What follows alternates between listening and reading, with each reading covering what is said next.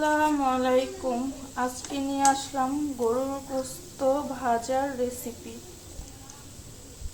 গরুর গোস্তগুলো আমি পাটা দিয়ে আস্তে আস্তে থেতো করে নিয়েছি গরুর চাপের জন্য।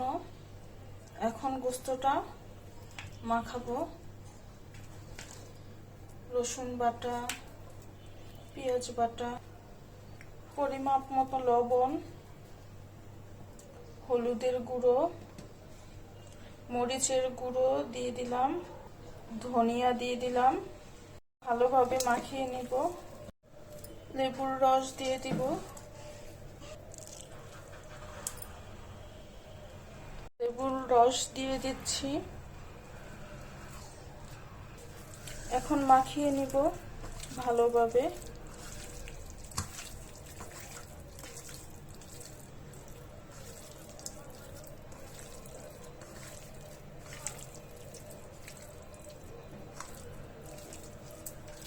এখন একটু ভেষনের গুঁড়ো দিয়ে দিব।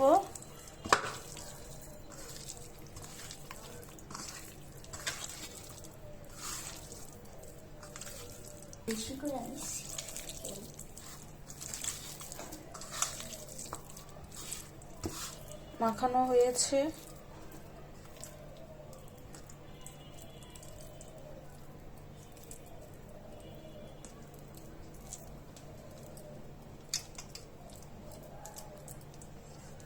এখন আমি রেখে দিব 30 মিনিটের জন্য, তারপর ভেজে নেব। 30 মিনিট মাখে রাখার পর চলে আসলাম ভাজার জন্য। তেল দিয়ে দিব। ফ্রাই প্যান থেকে আমার এই কড়াই দিয়ে ভাজতে বেশি ভালো লাগে।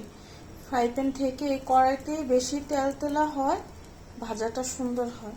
বিসমিল্লাহ। এক এক করে সবগুলো গোস্ত দিয়ে দেব ফ্রাই করার জন্য।